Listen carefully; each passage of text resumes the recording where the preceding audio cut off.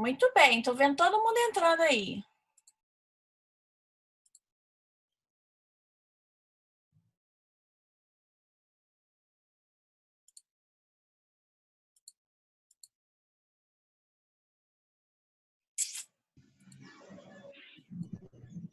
Vamos entrando aí, gente. Cristiana também. Vamos entrando. Tá faltando a Joelma. Bom, gente, então vamos continuar, né? Basicamente, quando a gente fala de obtenção de tutela pelo resultado prático equivalente em uma obrigação de fazer infungível decorrente de um título executivo extrajudicial, por exemplo, um contrato, a obtenção de resultado prático equivalente seria se uma outra pessoa pudesse executar aquele serviço. É um pouco mais difícil da gente ter exemplos, né, igual a gente tinha na questão do próprio cumprimento de sentença. Tá? Da obrigação de fazer infungível, quando a gente dava o exemplo lá de conseguir o resultado de uma outra forma. É um pouco mais difícil. Normalmente, na prática, a obtenção de resultado prático equivalente seria a contratação de um outro cantor, né? Semelhante ao cantor que vocês haviam contratado, por exemplo, para poder fazer a festa de vocês, né? E aí vocês teriam que escolher um outro cantor, os custos com a contratação desse outro cantor, mais eventuais perdas e danos, seriam aí liquidados e cobrados por quantia certa do executado, né? No título executivo extrajudicial é um pouco mais difícil a gente ter uma situação, por exemplo, como a que eu dei na época que eu falei para vocês em relação à questão do próprio fechamento da indústria. Esse exemplo que eu dei agora há pouco, né, é um pouco mais difícil em execuções de título executivo extrajudicial. Né? Na prática, geralmente, quando a gente fala de títulos executivos extrajudiciais, a obtenção de tutela pelo resultado prático equivalente seria, de fato, a contratação de uma outra pessoa para poder executar aquele serviço. E aí, não sendo possível essa contratação, gente, por N motivos, né, que pode ser que vocês não tenham interesse, por exemplo, na contratação de uma outra pessoa, não tenham interesse no show, e aí só serve aquela pessoa específica, não serve outra, por mais renomada que seja. Aí, nessa situação, não resta outra alternativa senão, né, converter a obrigação em perdas e danos. Tá? E aí essas perdas e danos serem liquidadas e prosseguir por quantia. O que eu quero que vocês entendam, gente, é que no caso das obrigações de fazer aqui também no título executivo extrajudicial, vira e mexe. Aquilo que era uma obrigação de fazer acaba se transformando em uma obrigação de quantia, né? Se não houver a possibilidade do cumprimento da obrigação, gente, fatalmente essa obrigação ela será convertida em quantia certa, né? A execução será convertida em quantia certa, tá? Alguma dúvida até agora, gente? É bom que vocês também se lembram um pouquinho, né, da matéria que a gente já estudou e que vai cair na prova, não é isso? Já que vocês não têm dúvida, eu vou prosseguir, tá? No caso, gente, de uma execução, de uma obrigação de fazer fungível, é ainda mais fácil, né? Por quê, gente? Porque na obrigação de fazer fungível, a gente já sabe que não me interessa quem vai praticar o ato, me interessa que o ato seja praticado, né? Me interessa, por exemplo, que a pintura da casa seja feita, não me interessa quem é que vai fazer a pintura, se é o José, se é o João, se é o Antônio, se é o Joaquim, me interessa que a pintura seja realizada, tá? É uma obrigação que ela é não personalíssima, então é muito mais fácil. A diferença, aqui a gente tem um título executivo extrajudicial. Ah, professora, quais são os títulos executivos extrajudiciais mesmo? Lá no artigo 784, gente. Né? Alguns títulos a gente vai poder utilizar nos exemplos das obrigações de fazer, outros são mais complicados, né, gente? Por exemplo, letra de câmbio, nota promissória, cheque. Não tem como a gente utilizar esse tipo de título para obrigação de fazer, tá?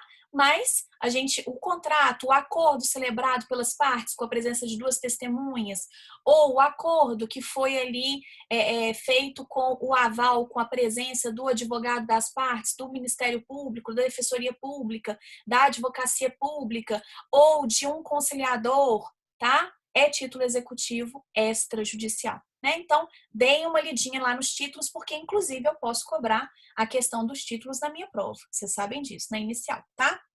E aí, então, eu tenho um título executivo extrajudicial. Aqui no nosso exemplo, eu estou dando um exemplo de um contrato, mas a gente pode ter outro título, né? E aí, esse contrato, então, foi descumprido. Você contratou a empresa X para poder pintar o apartamento e ela descumpriu o contrato, tá? Nesse caso, então, o que é que você vai fazer? Ação de execução de título executivo extrajudicial de obrigação de fazer fungível, tá? Então, vamos supor que eu contratei a empresa Super Pinturas, tá? E aí, o que aconteceu então?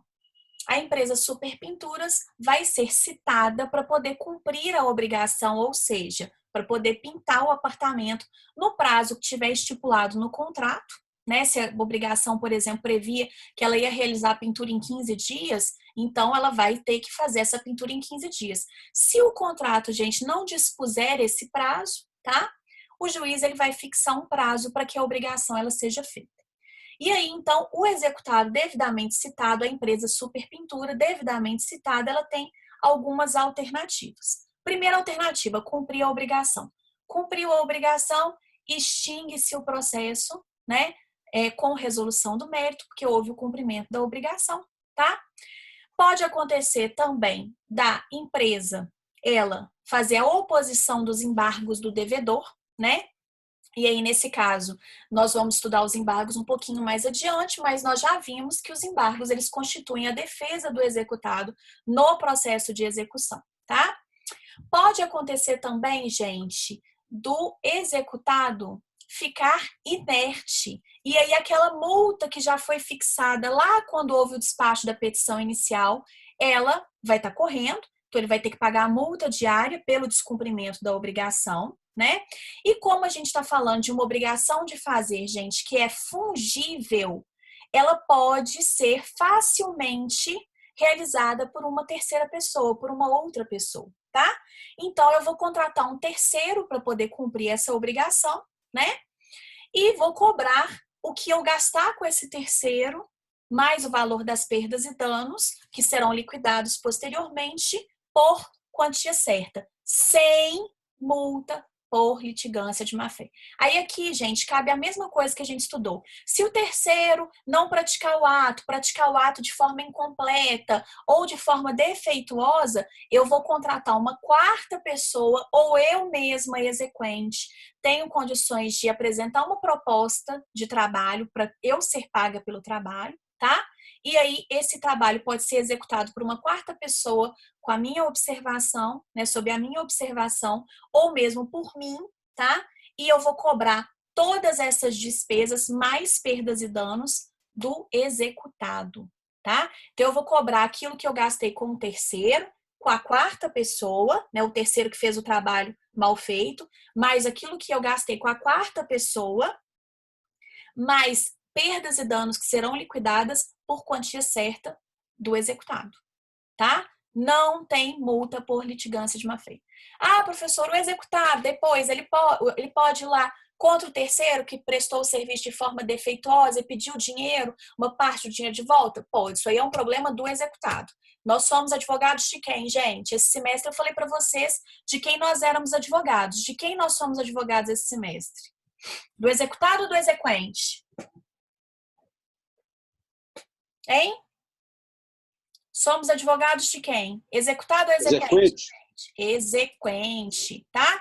Então, o executado, né, ele vai ficar com os problemas dele para lá. A gente não precisa se envolver nisso, tá? Tranquilo? Oi, Tudo bem? Sua mãe tá bem? Tá tranquilo? a gente não precisa se envolver nisso, né? Não é um problema nosso, tá? O que o executado faz ou deixa de fazer é um problema dele. O nosso cliente recebendo, todos ficamos felizes, inclusive nós, porque nós receberemos honorários, não é verdade? E aí todos ficamos muito felizes com isso. Bom, alguma dúvida, gente? E se por um acaso eu não tiver interesse que um terceiro cumpra a obrigação? Ah, não, para mim já deu. Tô cansada, já contratei essa empresa Super Pinturas, de que Super Pinturas não tenha nada. Não quero contratar um terceiro, porque depois eu vou ficar nisso e tudo. Eu quero simplesmente meu dinheiro de volta. e quero uma indenização. Eu só quero isso, eu não quero mais nada. O que é que vai acontecer então, gente? Conversão da obrigação em perdas e danos, tá? Essas perdas e danos, elas serão liquidadas e prossegue o procedimento por quantia certa, sem multa por litigância de má-fé. Eu vou ficar fazendo lavagem cerebral na cabeça de vocês. Multa por litigância de má-fé só no cumprimento de sentença, de obrigação de entrega de coisa, de fazer e de não fazer. Na execução de título executivo extrajudicial, não tem multa por litigância de má-fé.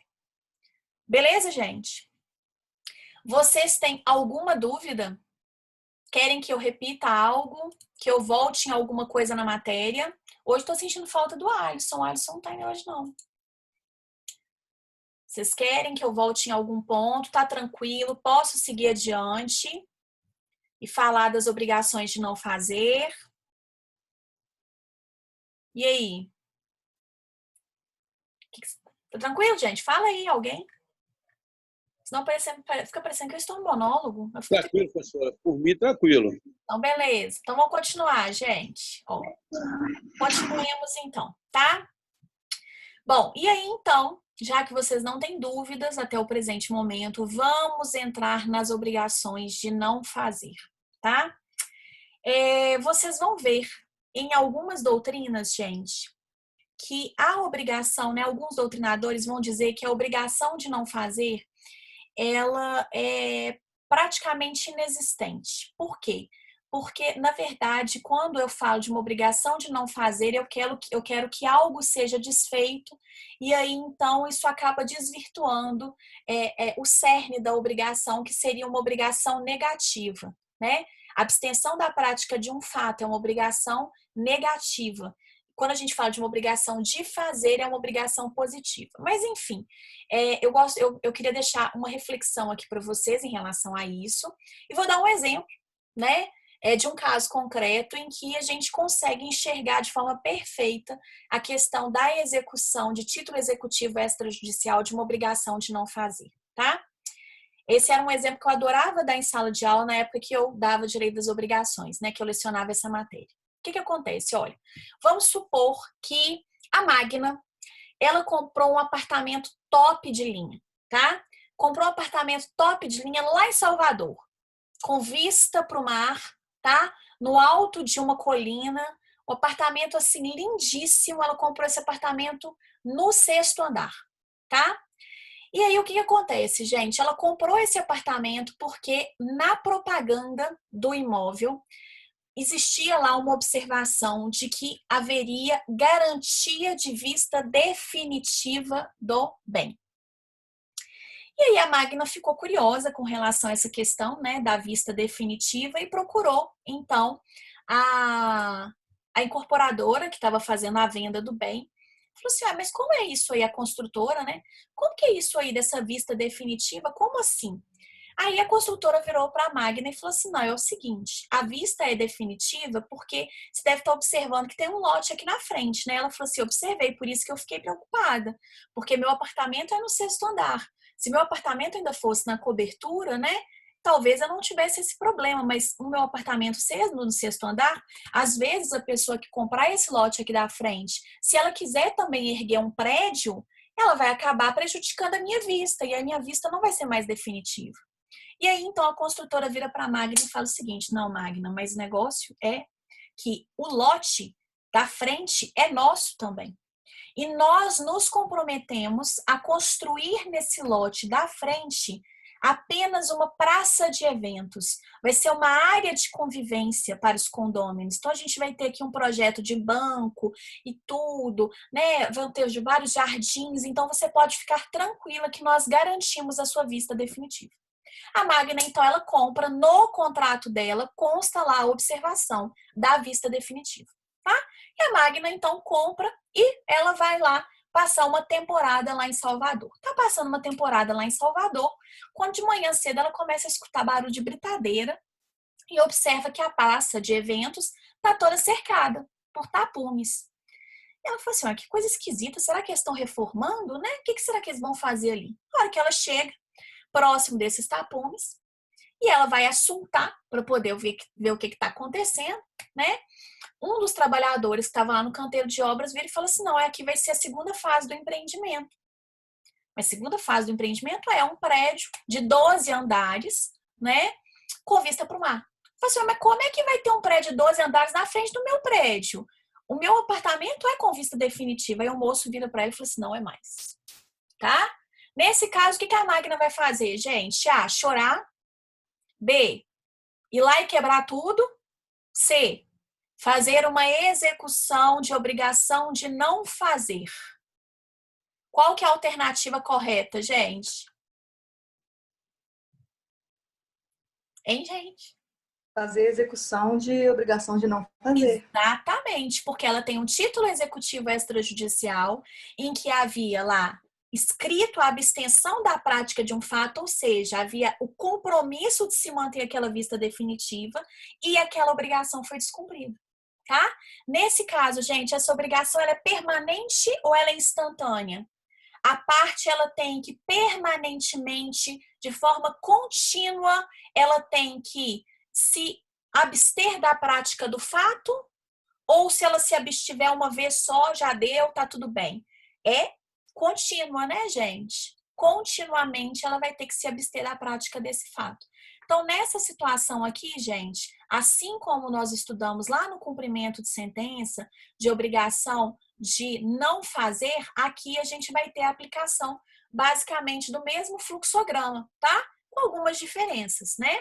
Você vai ter um título executivo extrajudicial, no caso do nosso exemplo, um contrato, tá? Você vai fazer uma petição inicial para dar início a esse processo e vai instruir essa petição inicial com o contrato, né? Obviamente. E aí, então, o executado, ele vai ser, então, citado para desfazer aquilo que foi feito, tá?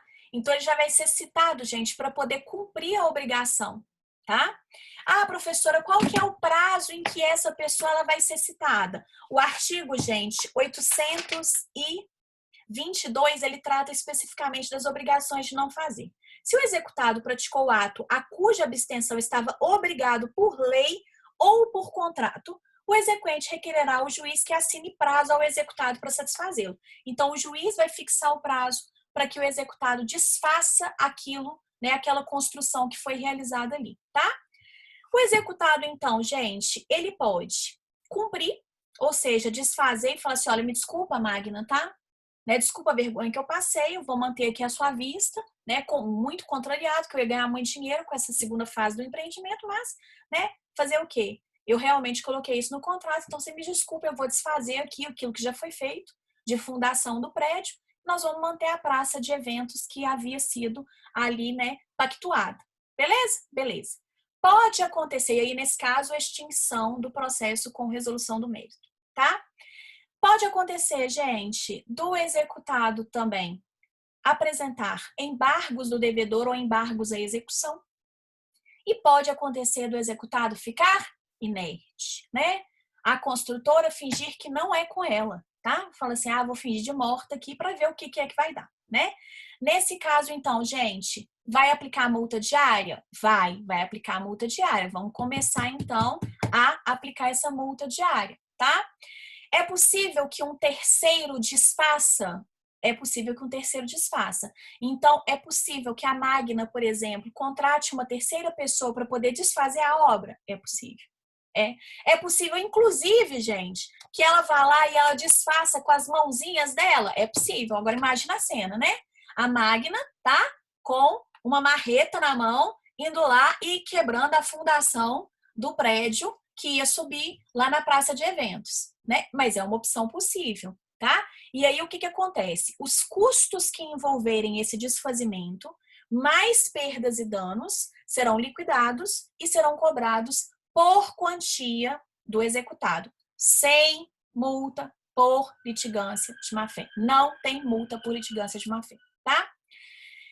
Ah, professora, e se por um acaso não for possível desfazer ou a Magna, por exemplo, não tiver mais interesse em brigar por causa disso? Converte a obrigação em perdas e danos, tá? essas perdas e danos serão liquidadas e aí prossegue por quantia certa. Alguma dúvida até aqui? Porque agora eu vou explicar a questão da obrigação instantânea. Obrigação de não fazer instantâneo. Alguma dúvida, queridos? Vou considerar que quem cala consente, então vou achar que tá tudo bem, tá? Próximo passo. E se for uma obrigação de não fazer instantânea? O que é obrigação de não fazer, gente, instantânea? Se eu violar aquilo que eu tinha, por exemplo, prometido em contrato, não tem como voltar atrás. Vamos supor, gente, que eu revelo, né? Tá na moda essa questão aí, né, gente? De revelar segredos, não é? Então, vamos supor que me foi confidenciado, tá? Para que eu fizesse, por exemplo, uma biografia do Sérgio, tá? E ele ali me confidenciou uma série de segredos. E aí, gente, ele me confidenciou isso porque eu iria escrever a biografia dele, então eu só estava autorizada a publicar esses segredos depois que ele fizesse uma revisão nessa biografia para poder saber se ele concordaria ou não, tá? Então, por força de contrato, eu não poderia violar esses segredos. E aí eu começo a ameaçar o Sérgio, falo assim, eu vou publicar a biografia. O Sérgio, então, move uma execução de obrigação de não fazer contra mim, em virtude desse contrato. E aí, gente, eu vou lá e dou com a língua nos dentes, tá? Vou lá no programa, né? Aqueles programas que passam à tarde de fofoca, e aí eu abro o jogo lá. Eles me oferecem dinheiro, eu falo assim, vou ficar famosa, né?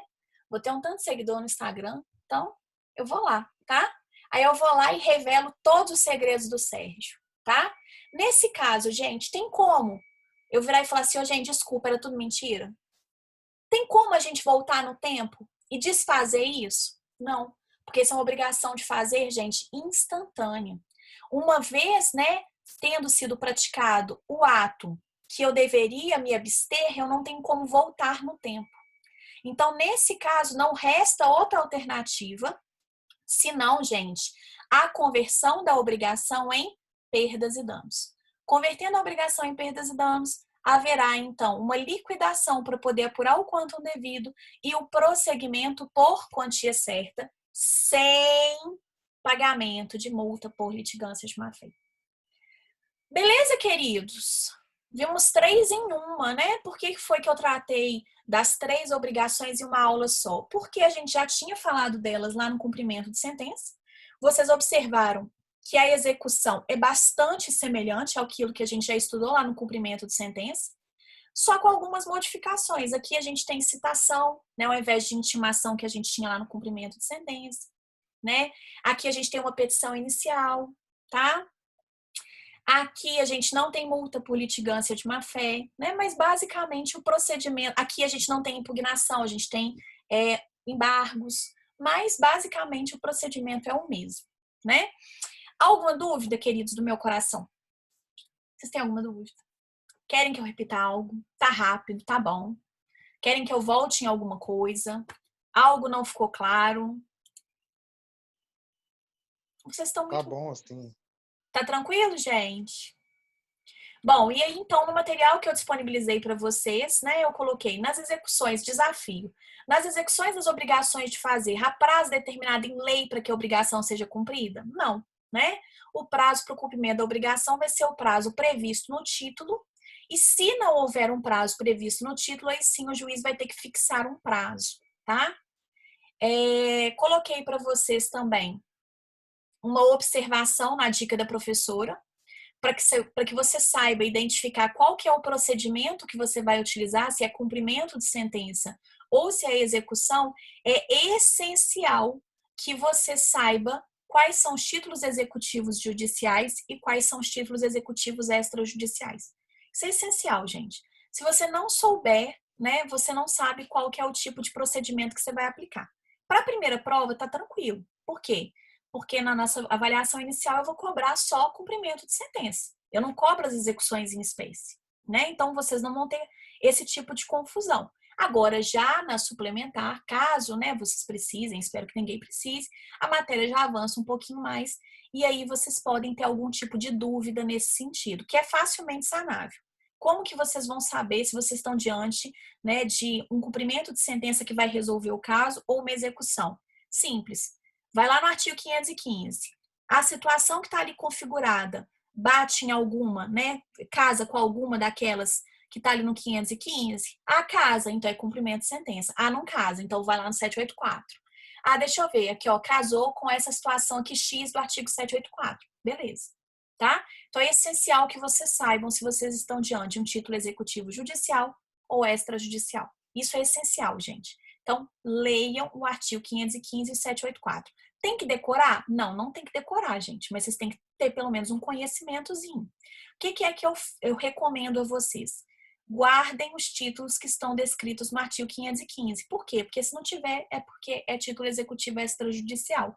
Do artigo 515 é um rol taxativo. Do 784 é rol exemplificativo. Se você sabe os títulos executivos judiciais e se não se enquadrar em nenhuma das hipóteses que você se lembra, é porque é título executivo extrajudicial, tá? E coloquei um exercíciozinho para vocês, né? Um casinho concreto, tá? Na prática, Silvia, dançarina renomada e respeitada por conta de sua performance diferenciada, se obrigou por meio de um contrato a fazer um show de dança em uma festa promovida por Josenildo. Silvia, sem qualquer motivação plausível, faltou ao show. O que Josenildo poderá fazer para que Silvia cumpra a obrigação? Já dei a dica aqui para vocês, gente. A Silvia, ela é dançarina renomada e respeitada por conta de sua performance diferenciada. Isso é uma obrigação de fazer, fungível ou infungível? Infungível. Exatamente, tá? Então, o que o Josenildo vai fazer para poder forçar o cumprimento, para que haja o cumprimento dessa obrigação? Ele vai iniciar a execução de obrigação de fazer infungível, visando o cumprimento da obrigação por parte da Silvia, tá? Se fosse uma questão de prova, é claro que eu iria, né, explorar mais, tá? Eu iria pedir para vocês explicarem a resposta de vocês ou explicarem o procedimento, mas, né, é um caso concreto, tá?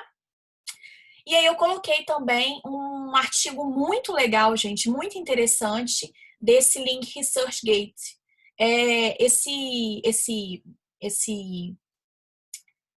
Esse site, né, ele reúne vários artigos jurídicos muito bons, tá? Então, assim, eu recomendo para pesquisa acadêmica, é um site excelente. E aí, esse artigo é muito legal, depois quem puder ler, eu recomendo, é muito bom mesmo, tá? Tá muito bem feito o artigo, muito bom, excelente. Queridos, alguma dúvida, algo mais que eu possa ajudar vocês? Né? Até aqui tá tudo tranquilo, ou não está? Até aqui eu imagino que esteja, tá? Porque vocês já têm a base do que vocês aprenderem em cumprimento de sentença. A partir da próxima aula, ou seja, né, do dia 12, a gente começa a estudar a execução por quantia certa, tá? É uma matéria muito tranquila, né, mas é uma matéria mais cheia de detalhes. Então, é uma matéria que vai exigir um pouquinho mais de vocês, tá? Então, se preparem para que, né, vocês estudem a matéria que vocês já tiveram, para que a gente possa avançar de forma tranquila na matéria. A próxima matéria é muito Professora, legal. Pois não, Sérgio?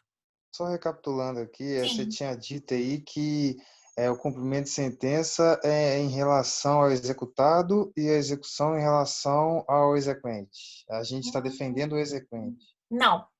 Na verdade, no nosso semestre, nós estamos defendendo o exequente. Ah, Entendeu? sim. No Tanto no nosso cumprimento de semestre. sentença quanto na execução, sim. Exatamente. O nosso foco é que o exequente receba. Tá, Sérgio? Ah, Não tem ok. diferença de cumprimento de sentença para executado para execução em relação a isso, não. O foco é o exequente, tanto no cumprimento de sentença quanto na execução. Então, você está preocupado com o que o executado vai fazer? Não. Como eu falei para vocês, né? No início do nosso semestre, eu falei com vocês, falei, gente, esse semestre vocês são advogados do exequente. Então, assim, o Ah, terceiro, o que vai acontecer com o terceiro, o que vai acontecer com o executado, isso não é problema de vocês. Vocês querem que o ok. cliente de vocês receba. Beleza, Sérgio? Beleza, professor, obrigado. Nada. Tá, gente? Então, né, recomendo que vocês mantenham a matéria em dia. Em caso de dúvida, né, não hesitem em me acionar, tá? Eu respondo assim que possível. né? Pode me perguntar, não tem problema nenhum. Tá? O WhatsApp, ele tá aberto, ele vai ficar aberto durante todo o dia. Então, se vocês intensificarem o estudo hoje, quiserem me perguntar, pode perguntar no grupo, tá? Em caso de dúvida, me perguntem mesmo, né? Não fiquem com dúvida, tá? Não existe dúvida boba, nada disso. Existe dúvida que tem que ser sanada, né? Outra pergunta, Mas professora. não, O caráter da impugnação quanto dos embargos é defesa. ambos são defesas do executado. Só que a impugnação ela é a defesa do executado no cumprimento de sentença. Sim. E ela tem natureza jurídica de contestação, a impugnação, tá? Ok. Então é como se fosse uma contestação, só que chama impugnação. Tanto é Sim. que se eu tiver executados com procuradores de escritórios diferentes e se o processo for físico, o prazo vai contar em dobro, lá nos termos do Sim. artigo 229 do CPC. Então, tamanha Uhum. é a semelhança da impugnação com a contestação. Os embargos do devedor, eles são a defesa do executado no processo de execução. E aí, eles são um pouquinho diferentes da impugnação. Por quê? A gente ainda vai estudar os embargos, né, mais especificamente, mas só para poder satisfazer sua curiosidade. Os embargos, eles são uma ação de defesa.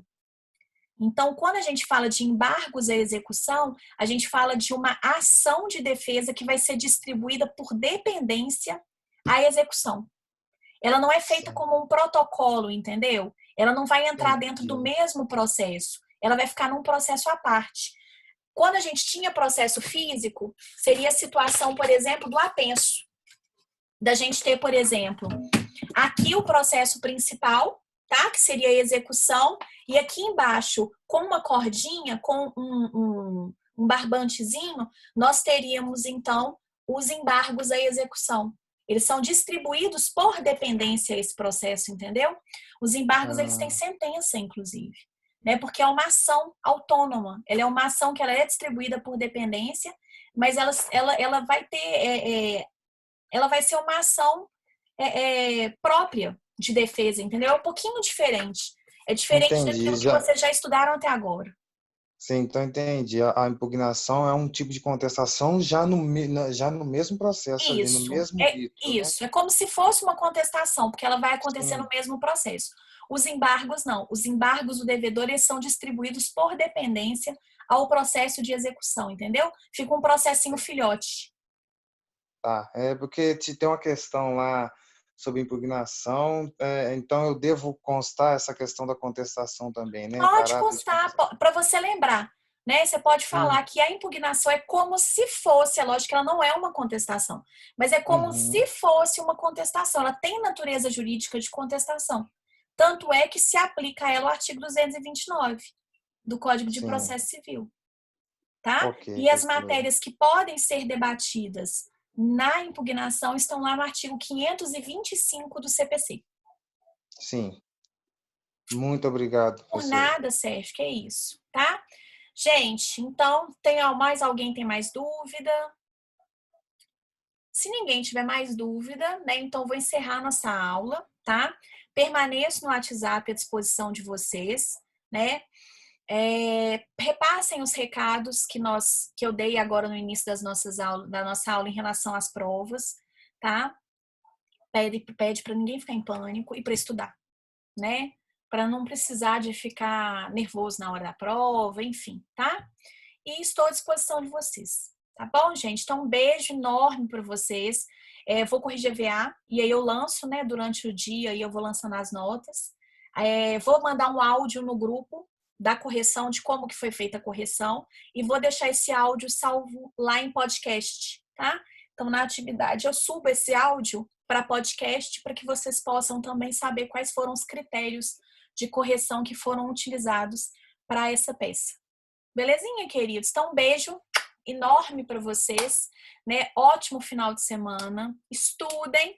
Semana que vem a gente começa, então, a execução por quantia certa, tá? Eu, particularmente, amo essa parte da execução por quantia certa. Acho super fantástica. Vocês vão gostar muito. Ela é bem legal, tá? Então, um beijo enorme.